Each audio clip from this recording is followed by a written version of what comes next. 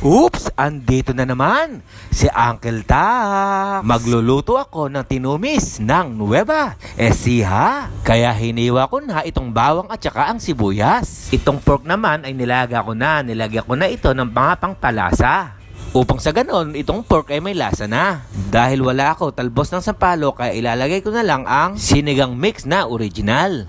Yun ang gagawin kong pampaasim. Kaya ngayon, eto na, nahiwa ko na maliliit ang pork. Kaya ang unang step natin, tayo ay magsasangkot yan na ng bawang at saka sibuyas. At kapag paluto na at lumabas na ang aroma, ilalagay ko na itong pork. At ngayon, imegos-megos na natin.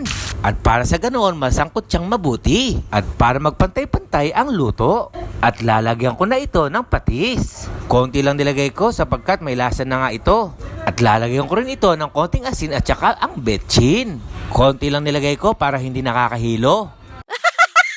At nilagyan ko na pala ito ng sinigang mix, nakalimutan ko lang videohan. At tapos lalagyan ko na ito ng pamintang durog. Pagkaya rin nilagay ko na ang lahat ng ingredients, halu-haluin ko na. Sapagkat ilang minuto na lang, paluto na ito. Nilagyan ko na rin pala ito ng siling haba para may laban ang anghang.